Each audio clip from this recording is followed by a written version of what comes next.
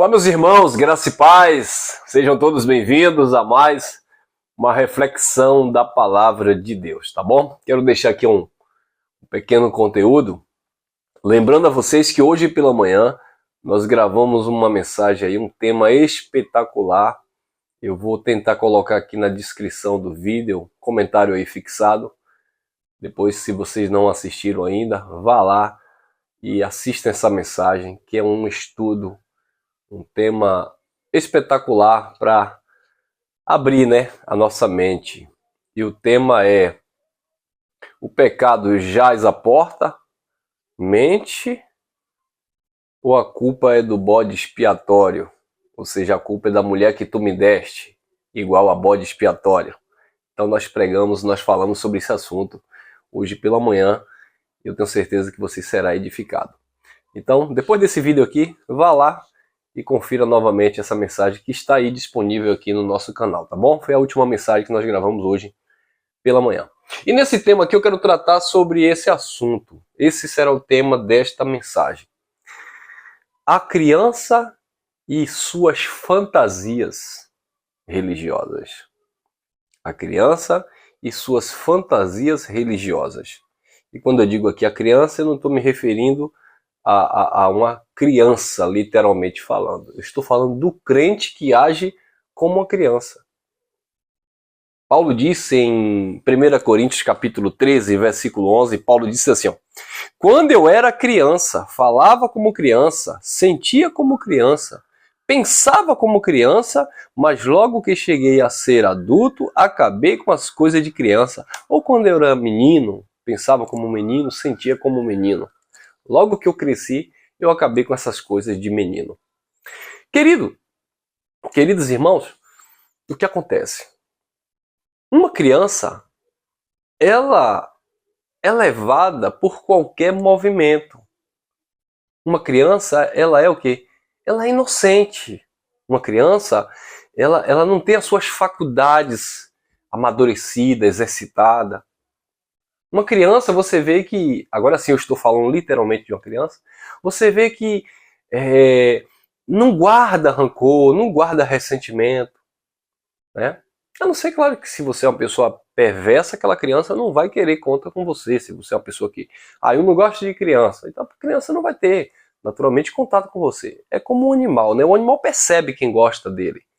O animal sente quando a pessoa não dá carinho, né? Não trata bem, e ele fica de longe e até às vezes parte para cima, né? Mas eu falo assim da inocência da criança, né? A criança é pura.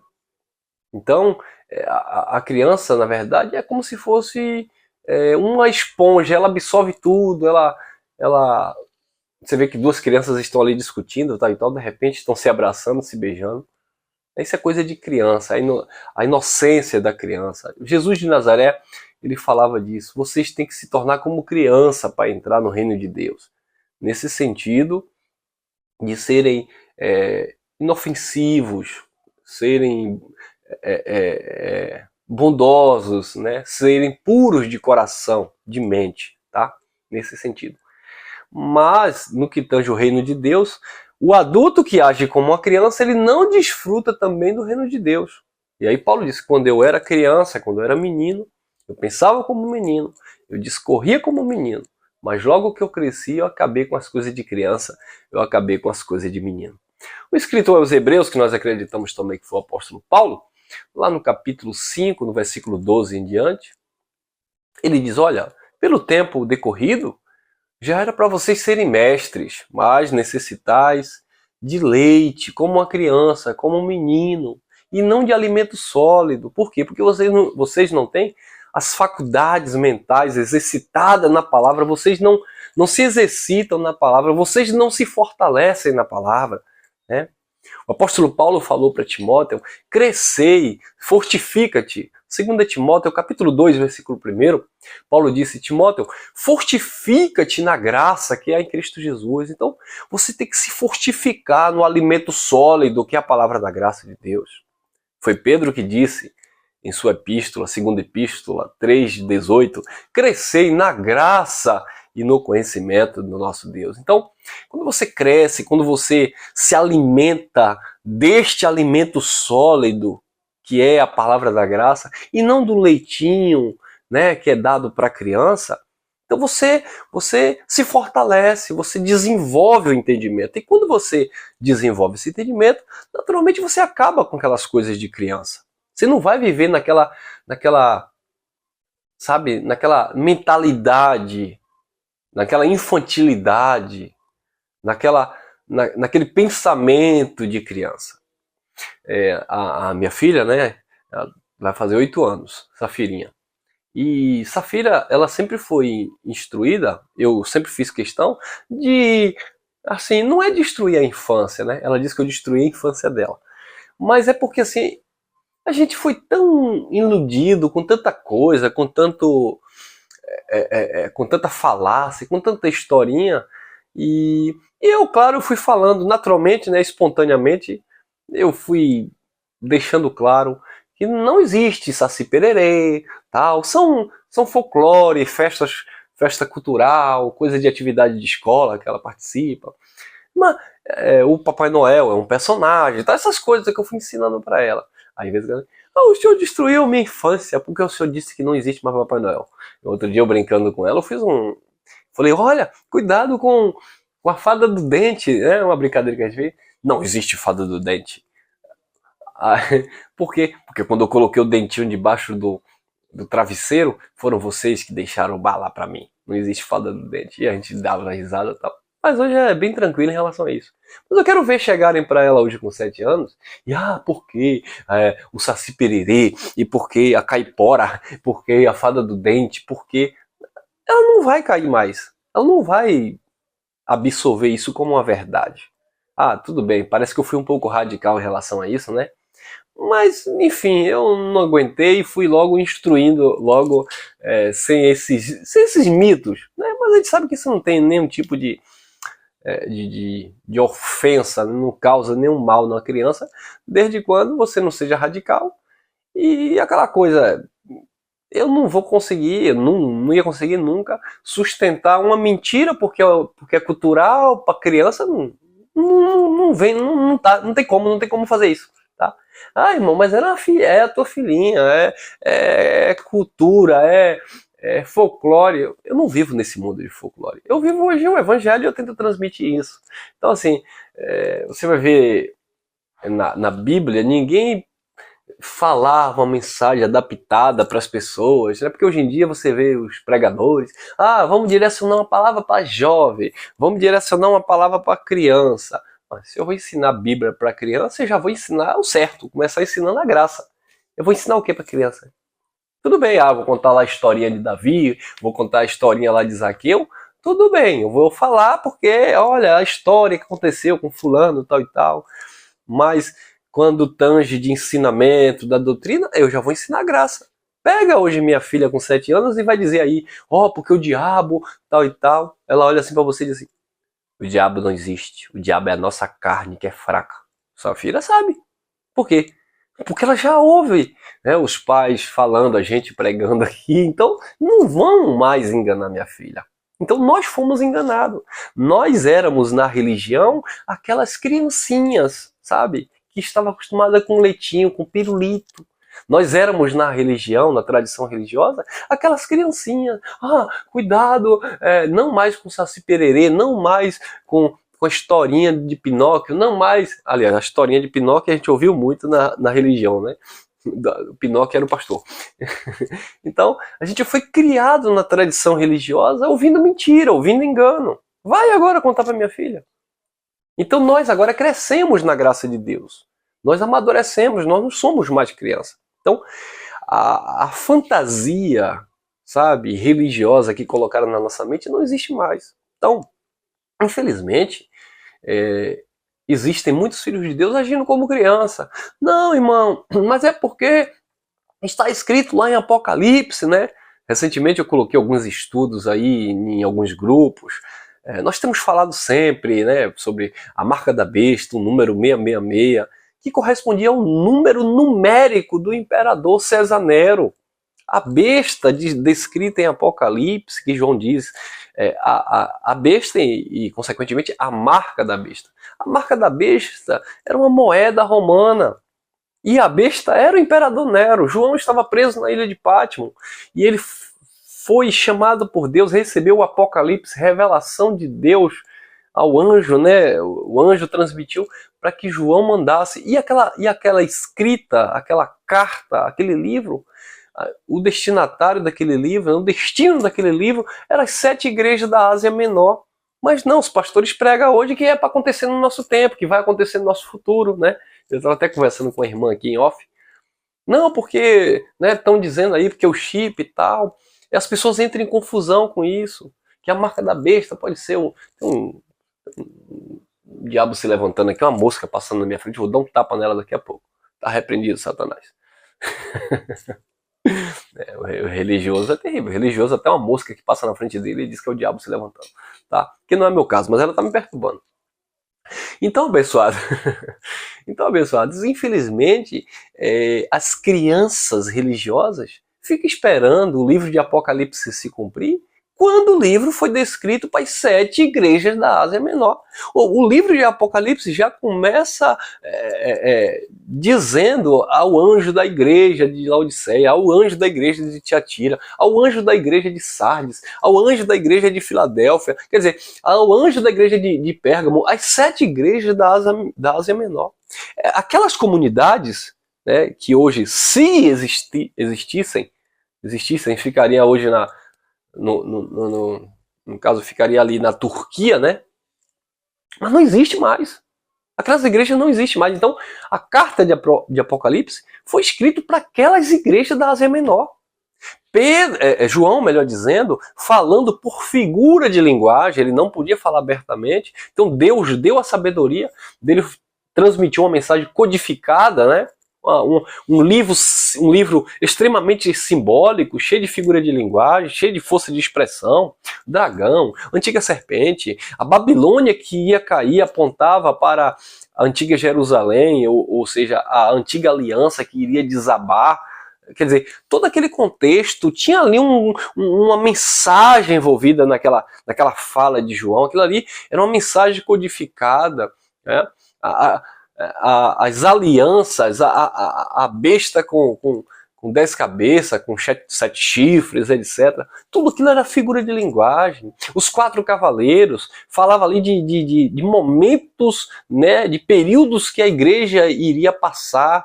E os 4 cavaleiros falam naturalmente ali de uma sucessão de imperadores romanos, cada um falado na linguagem ali naturalmente de João sobre o cavalo, representando aquele cavalo e representando ali as situações que iriam ocorrer naquele tempo. Primeiro que o livro de Apocalipse nem era para entrar no cânon sagrado, foi colocado depois justamente para trazer confusão na mente das pessoas, justamente para criar esse misticismo, sabe, esse pavor, porque eu vou dizer uma coisa para vocês, 99% hoje da escravidão religiosa, medo do inferno, medo do pseudo-diabo, e do chip, disso, aquilo e aquilo outro, é por causa do livro de Apocalipse. Se esse livro não tivesse na Bíblia, até porque foi um livro descrito especificamente dentro de um contexto para aquelas igrejas, não existiria essa confusão toda. Você vê que as pessoas pregam de Gênesis e quando chega em Apocalipse, eles dizem que é o resumo de tudo, que tudo vai acontecer em Apocalipse. Quando a Bíblia diz que Cristo é o cumprimento de todas as coisas. Jesus disse, quando vocês verem Jerusalém cintiada, está lá em Lucas, se não me falha a memória, 21, de 20 a 22, Jesus disse, quando vocês verem Jerusalém cercada, cintiada, sabei que é chegado o fim, para que se cumpra todas as escrituras, todas as coisas convergiram em Cristo. Né? O fechamento profético, bíblico, aconteceu, o ápice do cumprimento das escrituras bíblica, aconteceu no ano 70, quando o imperador, né, melhor dizendo, o general Tito invade Jerusalém, destrói a cidade, queima a cidade, destrói o templo, né? E o templo literalmente cai por terra, o templo lá de Jerusalém. Então fechou ali O juízo de Deus se cumpriu para a nação de Israel. A plenitude da graça foi estendida. A mensagem começou a ser propagada que tudo aquilo que havia sido profetizado, prometido, se cumpriu. Hoje, a partir daquele momento, todos passaram a entender que o povo de Deus não era apenas somente os judeus, mas todos aqueles, independente dos povos, línguas e nações, que criam no eterno, estavam agora ligados ao Senhor. O Evangelho, boas novas, boas notícias, de que foi uma reconciliação daquele povo que esteve separado de Deus naquela antiga dispensação. A partir de então, aquele povo estava unificado ao Senhor. Todo aquele que se uniu ao Senhor se tornou um só espírito com o Senhor. Então, essa mensagem começou a ser propagada. Mas aí vem a religião, vem as tradições, né? E como as tradições religiosas anulam o mandamento do Pai, né? Viram lá os discípulos comendo sem lavar a mão e questionaram Jesus. Yeshua, por que os teus discípulos comem sem lavar as mãos? Anulando assim as tradições dos nossos pais. Jesus disse, e por que vocês anulam o mandamento de Deus pelas vossas tradições? Então, as pessoas anulam a palavra de Deus por causa de suas tradições.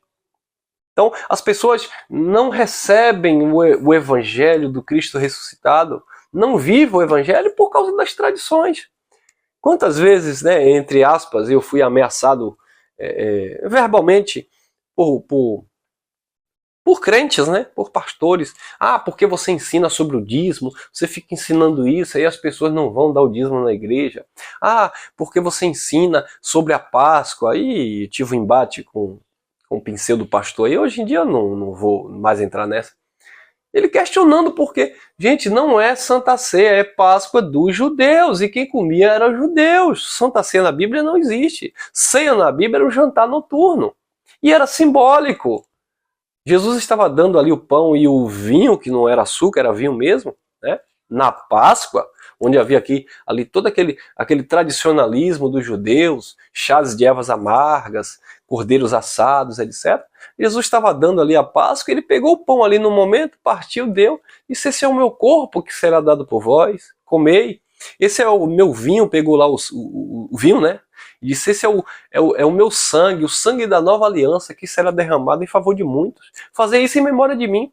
Mas aquilo ali é porque ele não tinha ido para a cruz. Quando ele foi para a cruz, se cumpriu o verdadeiro sacrifício pascual, ou seja, o Cordeiro de Deus oferecido foi Cristo em prol do pecado. Mas as pessoas hoje vivem de simbologia. Não, porque isso é bonito. É bonito. Irmão, mas é pecado. Isso não é pecado. Você pode comer melancia, pizza, jaca, salmão. Você pode comer o que você quiser. Mas não chama isso de uma santa ceia. Mas isso aqui é uma comunhão. Sim, comunhão é válida. Eu tenho um amigo, um pastor batista, que eu sempre conversei com ele. A gente teve alguns embates teológicos, né? Ele disse, irmão, eu celebro ainda por causa da tradição da igreja que ele faz parte, mas ele disse, eu creio como você. A comunhão no corpo de Cristo é a gente ir numa pizzaria, tomar um refrigerante, comer uma pizza ali, os irmãos todos juntos, manter esse relacionamento entre irmãos, entre a igreja, né? Isso é a comunhão do corpo de Cristo. Eu falei, é exatamente isso, irmão. Não é aquela coisa ritualística, mística. Não, porque aqui o pão é muito santo. E o suco agora, a transubstituição... esqueci até o nome agora dessa palavra. Que agora se torna o sangue de Cristo. Transubstituição, não. Eu esqueci o nome dessa frase agora. Me fugiu a memória agora. Né? Que agora me desculpe, esqueci. O suco agora se torna o sangue de Cristo, o pão agora se torna o corpo de Cristo. Isso não existe, irmão. Isso é religiosidade, isso é misticismo, né?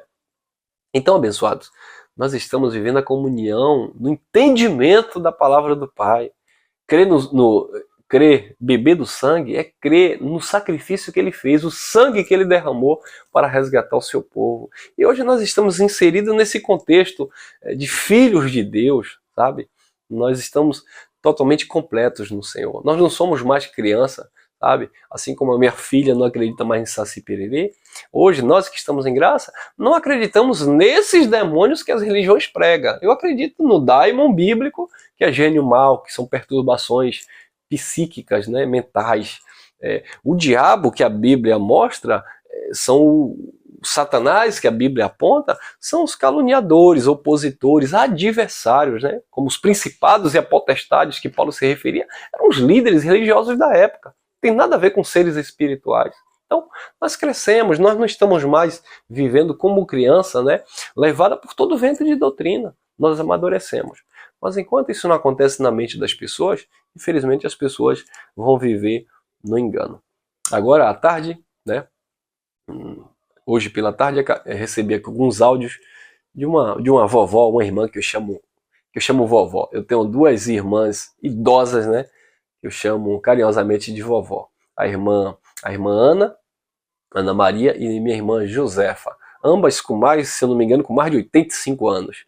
Mas você precisa ver, eu recebo áudio dessas irmãs radiantes, alegres, felizes vivendo o Evangelho da Graça. E todas elas têm parentes crentes, parentes pastores, etc. E aí a família, né, os parentes crentes, pastores, porque a senhora está assistindo esses hereges, porque a senhora está assistindo esses homens aí pregando essa mensagem.